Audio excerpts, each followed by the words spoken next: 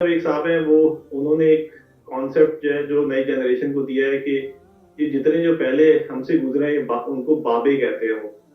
ये बाबे जो हैं इनको इन्होंने सारा दीन को खराब किया है। और जो 1400 साल की हमारी जो तारीख है उसके अंदर जितने भी बड़े बड़े नाम आए हैं तो उन तक जाने की जरूरत नहीं है। उनका इल्म या उन्होंने जो भी तहकीक की उनकी हद तक होगी, लेकिन हमें तो डायरेक्ट जो है वो कुरान और हदीस, ये दो अल्फाज जो हैं वो आज की जनरेशन जो है हर कोई यही इस्तेमाल करती है।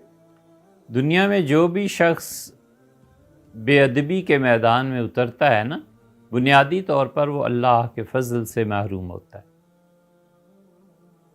खुदा ने किसी को अपनी रहमत और फजल से महरूम कर दिया हो तब इसमें क्या किया जा सकता, सीधी सी बात।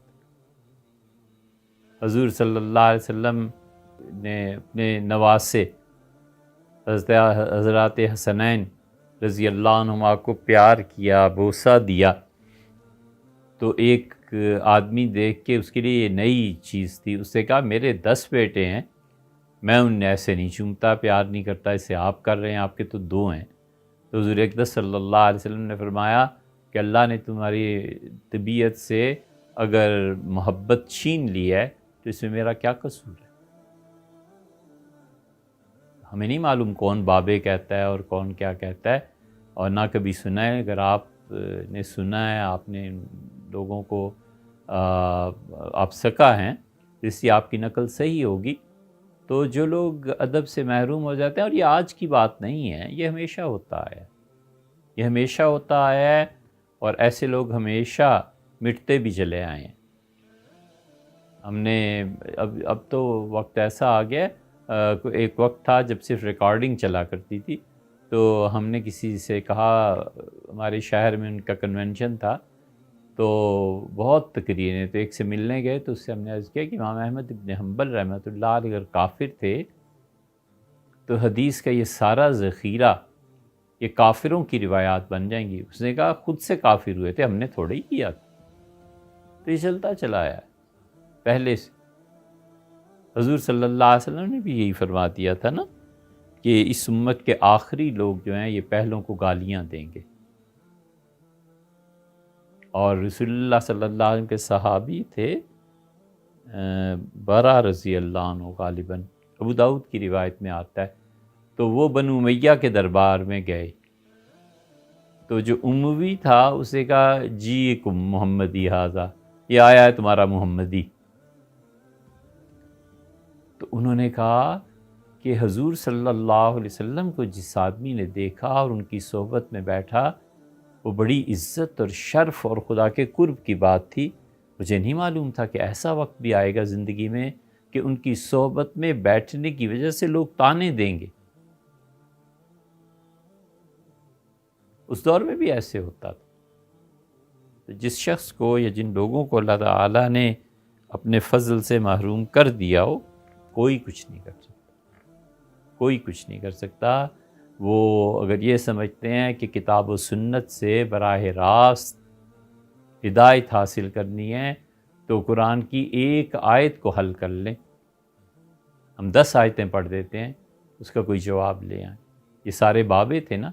अल्लाह कहता है वला सलासतिल्लज़ीना खुल्लिफ़ू, और 3 वो आदमी जो ग़ज़वा तबूक में पीछे रह गए थे। अब ये 3 आदमी कौन थे, तो फिर बाबे से मिलेगा बुखारी में, मुस्लिम में। ये तो सारे बाबे थे, छोड़ो इनको, तुम खुद बताओ 3 आदमी कौन थे। कोई और इल्म का सोर्स तलाश करें ना। तिरमिज़ी में आया हज़रत रिसालत में आप सल्लल्लाहु अलैहि वसल्लम मदीना मुनव्वरा में थे, ना कोई सफ़र था, ना बारिश हो रही थी, और 5 वक्त 5 नमाज़ों में आप घर के साथ मस्जिद नबविया नहीं तशरीफ़ लाए। ये तो सारे बाबे हैं, हल कर लो इसको भी। फिर हदीस का कहते हो तो फिर हदीस में तो ये भी आया है, और हदीस में तो ये भी आया है कि रसूलुल्लाह सल्लल्लाहु अलैहि वसल्लम ने मुर्दा ऊँट या ऊँटनी की चर्बी को इस्तेमाल फरमाने की इजाज़त दे दी थी। इसको भी हल कर लो। खुदा ने अपनी क्या किताब में कहा कि अगर तुम कसम तोड़ोगे तो फिर तुम रोज़े रखोगे या फिर सदका करोगे। वो रोज़े कितने रखने हैं, مسلسل رکھنے ہیں کہ الگ الگ کر کے رکھنے ہیں؟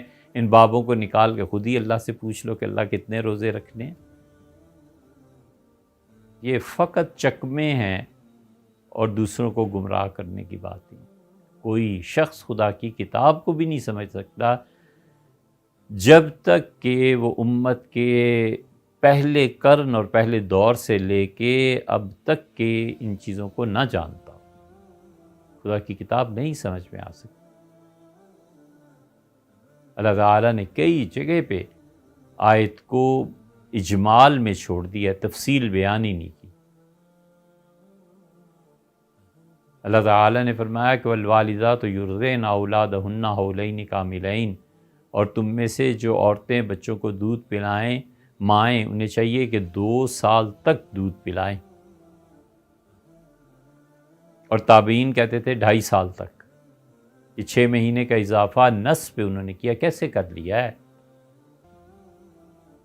یہ ساری باتیں بڑا سنجیدہ اور ٹھوس علم حاصل کرنے سے آتی۔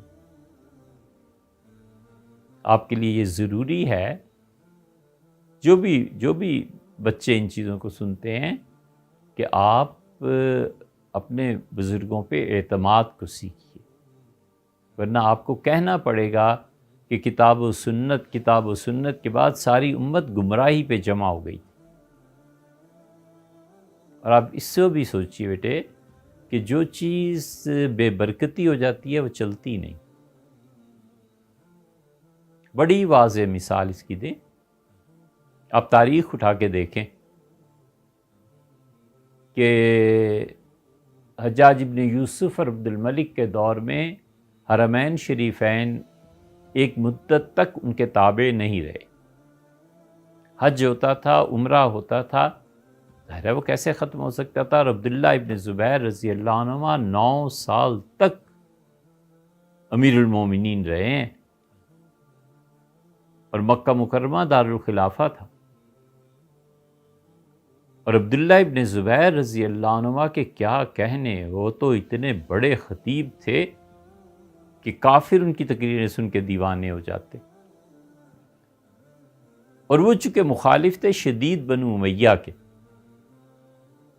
تو ہر سال عرفات کے خطبے میں 3 خطبے حج میں ہوتے ہیں، تینوں خطبوں میں وہ بہت مذمت کرتے تھے ان امویوں کی حکومت کو۔ تو لوگ جب جاتے تھے تو وہ ذہن لے کے جاتے تھے کہ اموی حکمران بہت ظالم ہیں۔ اس سے جگہ جگہ امویوں کے خلاف اجتماع ہوتے تھے، اکٹھ ہوتے تھے، جوڑ ہوتے تھے، حکومت کو بغاوت کا سامنا تھا۔ انہوں نے کیا کیا؟ انہوں نے بیت المقدس کو بیت اللہ کے مقابلے میں لا کھڑا کیا، اور بیت المقدس پر انہوں نے کروڑوں نہیں اربوں روپے خرچ کیے۔ سونے کی دیواریں، چاندی کے نقش و نگار، دنیا کی بہترین پہاڑ کے پتھر، زبرجد اور کیا کیا اور ہیرے، اور اتنا خوبصورت اسے بنایا کہ کسی طرح لوگ ادھر جائیں اور بیت اللہ کو چھوڑیں اور بیت المقدس آیا کرو۔ بیت المقدس کے فضائل پہ احادیث سب کچھ کر گزرے، بیت اللہ اپنی اصل حالت میں اب تک قائم ہے، ادھر کوئی نہیں گیا۔ تو یہ بھی ایک بات ہوتی ہے کہ خدا نے کس کو برکتوں سے نوازا ہے۔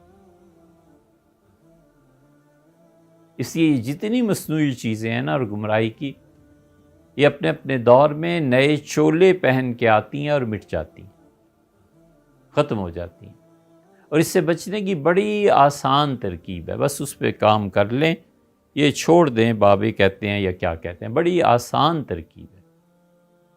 آسان ترکیب یہ ہے کہ چند دن محنت کریں، جیسے 1 ہفتہ، جیسے 40 دن آپ محنت کریں، اور روزانہ 2 رکعتیں پڑھ کے اللہ سے مانگیں کہ اللہ خود انسان بننا چاہتا ہوں اور تیری معرفت مطلوب ہے، اور اللہ تیری عادت یہ ہے کہ ڈائریکٹ نبی ہوتے ہیں جن کو تو حکم دیتا ہے علیہ السلام، باقی دنیا میں سب واسطے سے ہی آتے ہیں تیرے پاس، اور مجھے کسی ایسی جگہ پہ پہنچا جہاں پر ہدایت ہو، میں تجھ تک پہنچنا چاہتا ہوں۔ بس چھوٹی سی بات، چھوٹی سی دعا، یہ 40 ایک دن کریں، پھر دیکھیں آپ کے جی میں کیا آتا ہے، اور پھر اللہ تعالیٰ آپ کو کدھر لے جاتا ہے۔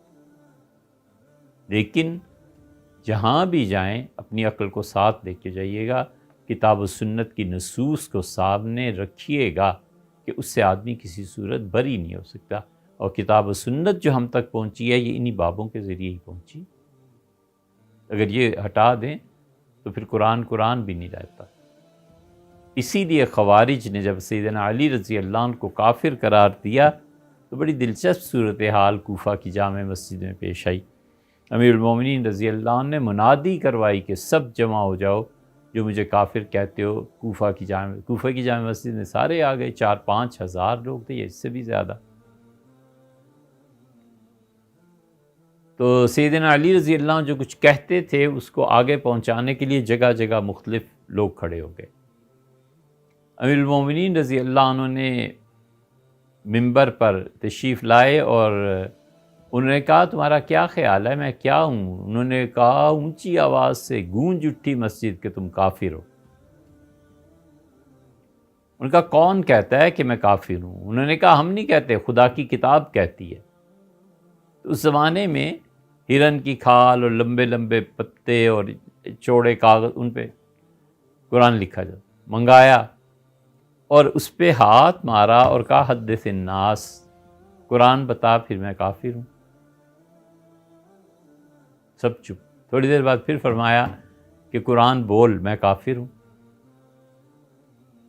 ایسے کرتے رہے حتیٰ کہ مجمع نے کہا حضرت قرآن نہیں بولتا، یہ آپ کیا کر رہے ہیں؟ تو فرمایا اچھا تم کہتے تھے قرآن کہتا ہے میں کافر ہوں، تو میں نے کہا قرآن کو میں کہوں بول میں کافر ہوں؟ ان کا تم مجھے کافر کہتے ہو؟ یہ قرآن جس ہستی پہ نازل ہوا اور جو لوگ اس وقت موجود تھے اور اس کے بعد جو سلسلہ چلا اور اب تک وہ سارے کے سارے جنہوں نے وحی کی کیفیت اور نزول اور سب کچھ دیکھتا ہے، ان میں خدا کی قسم ایک بھی مجھے کافر نہیں کہتا۔ اور تم نہ اس وقت موجود تھے، نہ تم نے قرآن نازل ہوتے ہوئے دیکھا، نہ تم نے اس ہستی کو دیکھا جس پہ نازل ہوتا، اور تم اٹھ کے مجھے کافر کہہ رہے ہو۔ اور آپ کو معلوم ہے وہ سیدنا علی رضی اللہ عنہ کے خلاف جب آئے تھے تو راستے میں نعرے لگاتے تھے کہ لا حکم الا اللہ، اللہ کے علاوہ کسی کی نہیں مانیں گے، علی کی بھی نہیں، معاویہ کی بھی نہیں، کسی کی نہیں، اللہ کے علاوہ کسی کی مانیں ہی گئی نہیں۔ اور کہتے تھے روح الی الجنہ، چلو قرآن کی پیروی کر کے جنت پہنچیں۔ فرق کیا ہے؟ وہ کہتے تھے اللہ کے علاوہ کسی کی نہیں مانیں گے، اور اب آپ کہتے ہیں کہ بابوں کو چھوڑ دو اور قرآن کی مانو، تو قرآن اور حدیث پڑھو گے کہاں سے یار؟ سمجھائے گا کون؟ وہ بھی تو کوئی آدمی ہوگا نا، تو 2 صدیوں بعد بابا ہو جائے گا۔ تو اس لیے ہم نے آپ کو محبت سے ایک مشورہ دیا ہے، آپ محنت کریں، خود محنت کریں۔ 40 ایک دن لگائیں نا، ایک چلہ خود ہی 5 منٹ سے زیادہ کا کام نہیں ہے، اور دنیا اور آخرت دونوں زندگیاں اس پہ بیس کرتی ہیں۔